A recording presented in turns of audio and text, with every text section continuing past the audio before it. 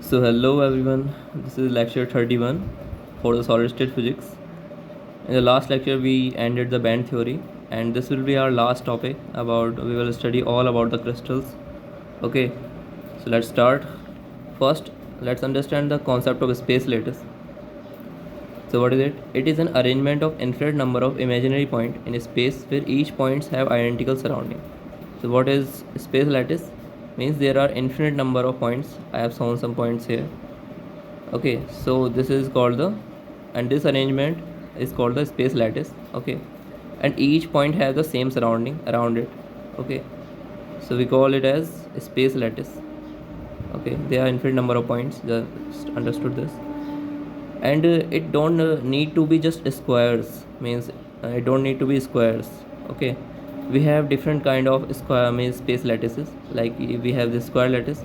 Now they can be arranged like this, and middle place we have this. So if we join them, then we have some hexagonal space lattice and triangular space lattice. So we have these kinds, and there are many more, means now this one distance can be different. So we'll have the rectangular lattice, and these are the space lattices, and they are same in all the space in that particular lattice. Okay, so it's like a building block of the whole crystal. Okay, so just like you can see the walls of the houses, so the single brick is the bricking wall. Okay, building block. So after repeating the brick in the same pattern, we can just create a single wall or anything. That's how we can create a crystal using these space lattice. Okay, different space lattice will give you different type of crystals. So it is in 2D, it's just same case in the 3D. We will understand it when we come to the bravest lattices. So up to here just understood this, that this is a space lattice. Okay, now there is next thing is transitional vector. So any line joining two lattice point is called a transitional vector. So just see this only, any line joining two lattice points is called transitional vector. So any two lines, it can be any two lines. And what is the work of transitional vector? As the name suggests, it means it is a motion of something, means it is transitional, means we are moving from somewhere to somewhere. That's why we are calling it transitional vector. So let's understand it more. So let's say we have these two lines in the space lattice. So these are transitional vector, we call them transitional vector. Then what is the meaning of this? Let's say first transitional vector is this, t equal to n1 a vector plus n2 b vector. Okay, so what is the meaning of this? What are n1, n2, and what are these? So a and b are transitional vectors. So we can move using these two vectors to anywhere in this lattice. How? Let's say we want to move up to point P, then we will move 1a and 1b. So what will be our transitional vector to move P? It will be 1a, 1b. So that's how it works. If you wanna go this point, then it will be 2a, 1b. Then here it will be 3a, 1b. If you wanna go here, then it will be 1a minus b. So that's how it works. So if you have these two transitional vectors, then it will work like this. Okay. So if you have these two lines, then transitional vector will be this.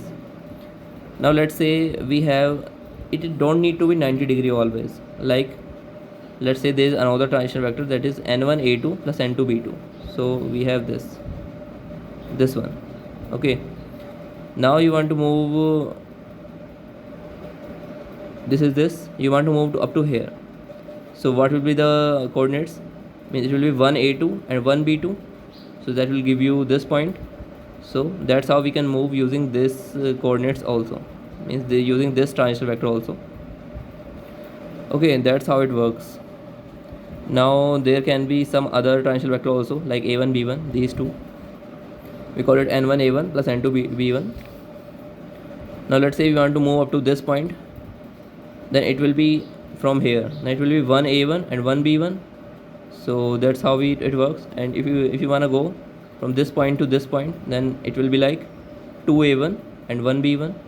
And that's how you can move anywhere using these transitional vectors. So there are infinite number of transitional vectors possible in a single lattice space. Okay, and same it work for the all the different lattices. and we can take some more, like we can take this third transitional vector n1 a3 plus n2 b3 like this, and now you want to move to this point, it will be 2a3 and 1 b3, and if you want to go to back this point, then it will be minus a3 1 b3. So that's how you can move. So there are infinite number of possible transitional vectors. So I hope it is understood to you. Now it always don't need to be integer numbers, it can be fractional also. Like let's consider one more transitional vector, it is a5 and b5. So a5 is this and b5 is this, and it is rectangular lattice.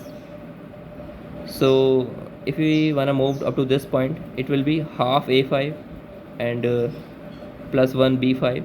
So here integers is involved, so we have this kind of transitional vector also. Now let's see the types of transitional vectors. There are two kinds of transitional vectors, there are primitive and non-primitive. So when n1 and n2 are integers, like in this cases, so we call those transitional vector as primitive, and when the fraction is involved, then we call it as non-primitive transitional vectors, like here. Okay, so this t5 is non-primitive. So I hope you understand the difference. Now let's see the what are unit cells. So when you just join the two transitional means the lines which are making the transitional vectors, you join them, then they will make the unit cells. Like here you can join this a and b, you can join these, you can join these. So these are all unit cells. And what are unit cells? These are the building block of a space lattice. So if a single unit cell is repeated, then whole lattice will be created, this whole space will be created. Okay, if it is this kind, then this lattice will be created. If it is square kind, it will be whole square lattice will be created, and if it is rectangular, then all rectangular lattice will be created. So I hope it is clear to you what are unit cells. Now let's see how can we find if it unit cell is primitive or not. So you have this method, means if effective number of atoms inside a unit cell is 1, then we call it as primitive, and if it is greater than 1, then we call it non-primitive. So how can you find this n effective? Okay, so first you need to see this diagram. Here these points are called the corner points, and if there is any atom in between, we call it as faces, face atoms, and if there are something inside, then we call it ni. Okay, now there is formula based on this nf, nc and ni for different kind of unit cells. Means in 2D, if we have 4 corner unit cell, then n effective will be 1/4 nc, n corners, n face and n inside. So you will use this formula. Like for the 4 corners in this square matrix, we have only corner atoms, that lattice points, that is 4, and here it is lattice points, not atoms. Okay, so if it is 4, no faces and no inside, so it will be only 4 here. So 4 into 4, it will cancel out 1, it will be 0 0. So n effective for this will be 1, so we call it as primitive unit cell. For 6, it will be 6 here, and there will be 0 faces and 0 inside, then you will get that type. And it can be anything, if there are also faces on the faces also, then there will be some different value. And for 4 corners also, if there is some faces and inside, then there will be different value.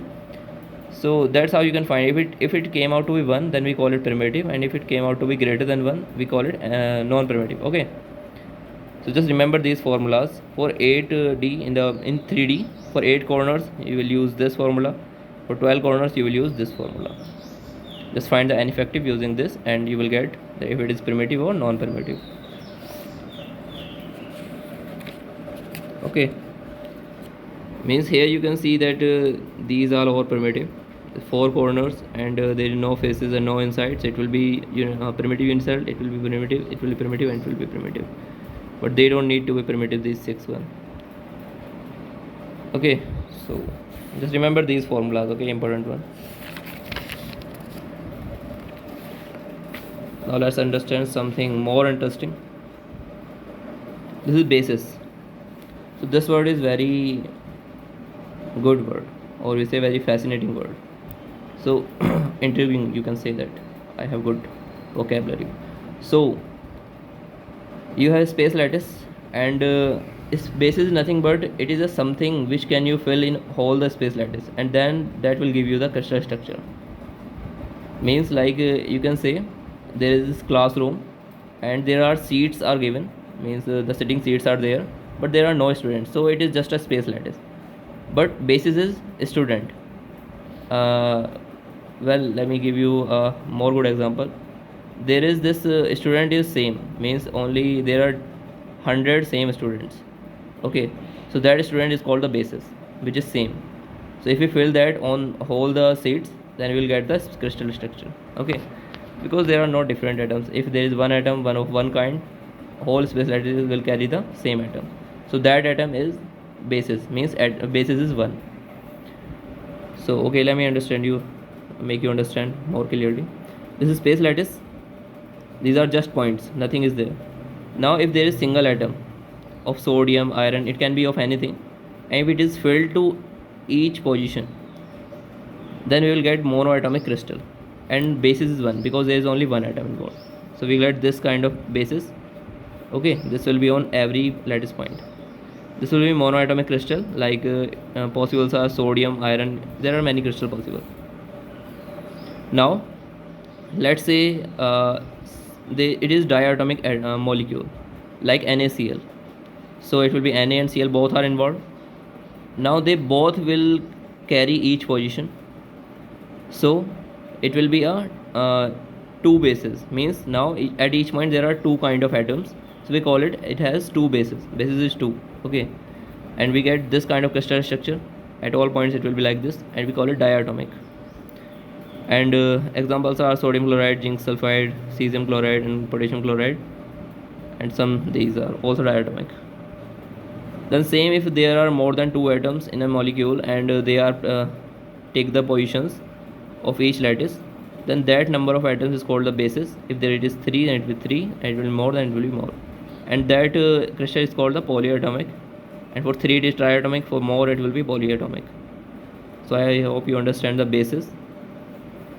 To make you understand basis more, let me give you a formula. How can you find the basis? It is total number of atoms, or total number of atoms involved in a unit cell, and divided with the total number of lattice point involved. Okay, like you have this square lattice. Okay, and total number of atoms will be 4 for the monoatomic, and if you divide with the total number of unit cell, you will get 1. So 1 will be the basis. If it are 2 are involved at each case, so it will be 8. The total number of lattice points are 4, so you will get 2 lattice, 2 bases. So you can use this formula to find the basis. And let me give you one more example. Let's say you have a classroom. Okay, and there are, you mark the positions where there should seats should be placed, means a sitting seats should be placed. You just mark, there is no sitting desk.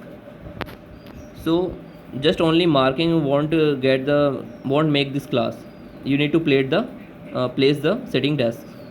So when you place the sitting desk, then there will be same kind. So if you place 1 1 1 at all seats, so this one sitting desk will be the basis. So basis will be 1. Now let's say there is a parents teacher meeting, and father and son came, okay, of all, and father and daughter came. So there will be you need to place one more seat at each position, so the basis will be 2. And if it is both parents and their sons should be there, then you need to place 3 seats at each position, so basis will be 3. So that's how you can work it. And if there is a big conference meeting or stage show, then there is multiple tables are placed, circular tables, and each table there are many desks are placed. So it is an example of polyatomic. Okay, means there is multiple bases, means can be 5 or 6, it can be anything. Okay, so hope it is understand to you that what is basis and how it works and how you can find the basis. Just like let me give an example. In the vectors you have stated the I, j and k vectors. So these are the 3 basis vectors which can make or you can take you anywhere, and which can make whole the coordinate system, the Cartesian coordinate system. So these are the bases, means the bases are the something building block of things. Okay, so there will be one atom involved, then bases will be one for whole the monoatomic crystal. So that's how it works. So I will end up here this topic. In the next lecture we will study about the Bravais lattices, and in the 5-6 lecture we will cover this whole syllabus, okay, for the solid state physics. Okay, thank you everyone.